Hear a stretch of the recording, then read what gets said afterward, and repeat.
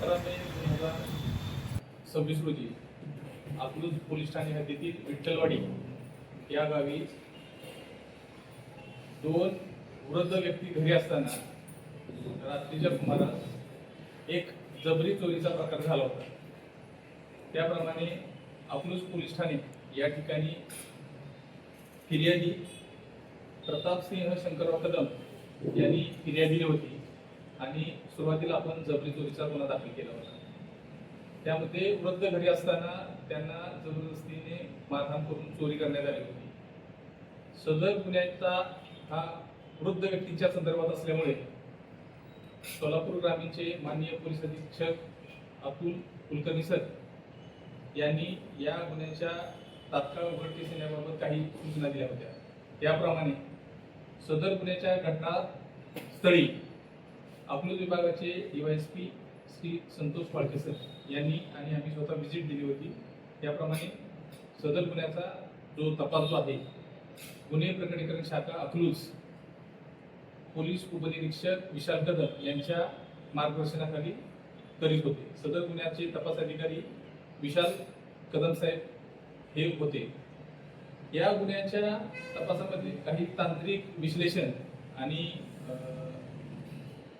तपास पथकाने केलेल्या तपासामध्ये सदर गुन्हा हा दरोड्यासारखा असल्याने सदर गुन्ह्यात 7 आरोपी निष्पन्न झाल्याने सदर गुन्ह्यास BNS कलम 310(2) एक वाढीव कलम लावण्यात आले होते आणि सदर गुन्ह्याची गंभीरता अधिक वाढल्यामुळे या गुन्ह्याचा तांत्रिक तपास चालू होता। अकलूज पोलीस ठाण्याकडील गुन्हे प्रकटीकरण शाखेला तांत्रिक तपासाच्या आधारे या गुन्ह्यातील 7 आरोपींची नावे निष्पन्न झाली होती आणि यातील जे आरोपी जे आहेत या आरोपींचा अकलूज पोलिसांनी धाराशिव जिल्हा कळंब या ठिकाणी पाठपुरावा केला असता त्या ठिकाणी आरोपी असल्याची खात्रीला एक बातमी मिळाल्याने वेषांतर करून सदर आरोपींना ताब्यात घेतले होते। आरोपींच्याकडे अधिक तपास करता यातील जो आरोपी आहे आरोपी हा एक सोनार आहे आणि त्या सोनाराने त्याचा दरोड्यातील साथीदार सोनार असल्याने त्याचा सोनार असल्याचा फायदा घेऊन सदर गुन्ह्यात चोरी झालेले जे सोन्याचे दागिने होते ते वितळून पुढच्या एका सोनाराला ते विक्री केले होते। या गुन्ह्यातील जो चोरीस गेलेला मुद्देमाल जो आहे तो 100% हस्तगत करण्यात आलेला आहे। यातील अद्यापर्यंत 7 आरोपी निष्पन्न केलेले आहेत आणि 3 आरोपींना अटक केलेली आहे। माननीय न्यायालयाने सदर आरोपींची 5 दिवस पोलीस कस्टडी रिमांड दिली होती। या गुन्ह्याच्या आरोपींच्याकडे जे पोलीस कस्टडीची रिमांड मिळाली होती त्यामध्ये अधिक तपास केला असता त्यांचे गुन्ह्यातील इतर साथीदार निष्पन्न झालेले आहेत। सदर जे साथीदार जे आहेत त्या साथीदारांचा शोध घेत आहोत। या संपूर्ण गुन्ह्याच्या तपासामध्ये अकलूज गुन्हे प्रकटीकरण शाखेचे तांत्रिक विश्लेषण करणारी टीम आणि गुन्हे प्रकटीकरण शाखेचे जे प्रमुख आहेत पोलीस उपनिरीक्षक विशाल कदम आणि त्यांच्यासोबत सहाय्यक पोलीस निरीक्षक साळुंके साहेब यांनी जो तपास केला अतिशय क्लिष्ट आणि गुंतागुंतीचा तपास होता तरीही अकलूज पोलिसांना या दरोड्यासारख्या गुन्ह्याची उकल करण्यात यश आलेले आहे। या बाबतीत तुमचे काही प्रश्न असतील तर तुम्ही प्रश्न विचारू शकता। साहेब एक स्पेसिफिक प्रश्न आहे। गेल्या वर्षभरापासून तुम्ही अकलूज पोलीस स्टेशनला रुजू झालेला आणि तुमच्या नेतृत्वाखाली अकलूज पोलीस स्टेशन आतापर्यंत जनतेच्या मनातली सगळी पोलीस स्टेशनची सगळी कायद्यांना धरून कामं केलेली आहेत। तर चेन स्नॅचिंग असो किंवा दरोडा असो किंवा ST स्टँडवरचे चोऱ्या असो अशा अनेक गुन्हेगारांचे तुम्ही शोध लावलेले आहे। मग या संबंधित तुम्ही आणखी उद्या पुढच्या आठवड्यात पालखीचं प्रस्थान होत आहे तर अकलूज पोलीस स्टेशनचं बंदोबस्त कसा असेल? चोरीच्या अनुषंगाने स्थानिक गुन्हे शाखा आणि अकलूज पोलीस ठाणे यांच्याकडच्या या पालखीच्या दरम्यान टीम सक्रिय असणार आहे।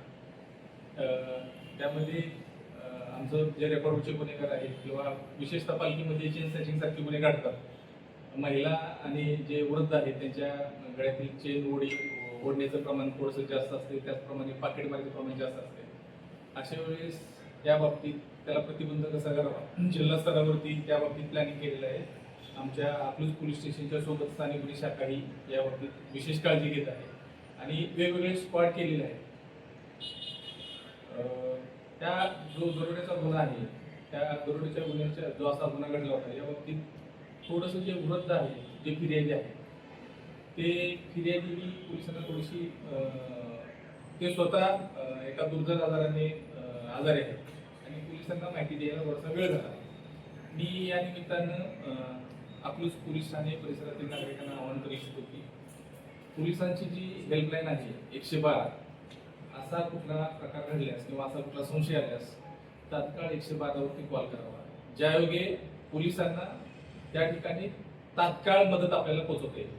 आपला जो अकलूज पोलिसांचा अशा 112चा जो रिस्पॉन्स टाइम आहे ते आपण 5 ते 7 मिनिटात आपला कर्मचारी सदर कॉलच्या ठिकाणी पोहोचतो आणि आपल्याला योग्य ती मदत घेता येते.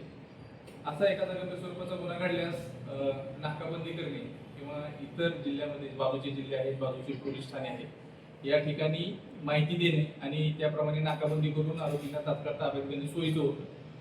अशा गंभीर गुन्ह्यात जेवढा आपण वेळ लागेल त्यावेळेस आरोपी दूर जातात आणि तो थोडासा गुंतागुंतीचा विषय होऊन जातो आरोपीकडे. हे आरोपी एकाच गावचे आहेत की वेगवेगळे गावचे? आरोपी हे वेगवेगळ्या गावचे आहेत. हे वृद्ध दाम्पत्य ज्या घरात राहत होतं, स्थानिक एक आरोपी आहे.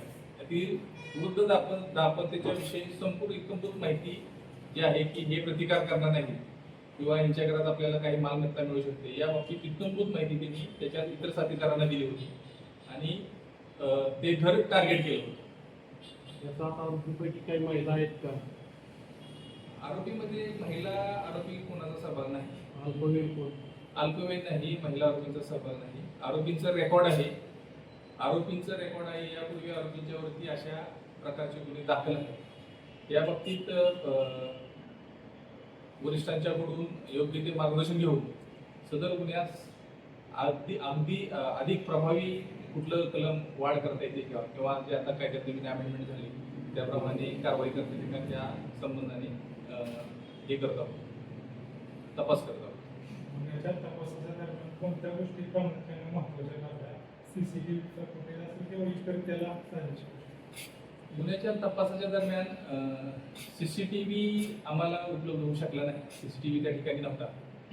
पण जो तांत्रिक तपास असतोय विशेषतः मोबाईलवरती आणि बाकीचं थोडंसं त्यापेक्षा थोडासा तांत्रिक विश्लेषण आहे. त्या तांत्रिक विश्लेषणाच्या आधारे आम्ही आरोपीपर्यंत पोहोचू शकलो.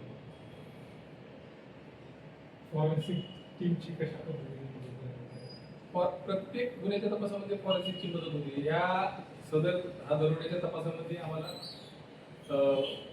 सायबर जे एक्सपर्ट्स आहेत आणि आमच्या पोलीस ठाण्याकडे टेक्निकल अनालिसिस करणारी एक टीम आहे, त्याचा अतिशय उपयोग झालेला आहे.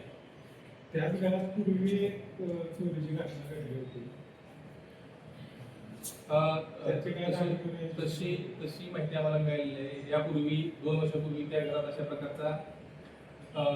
अशा प्रकारची घटना घडलेली होती.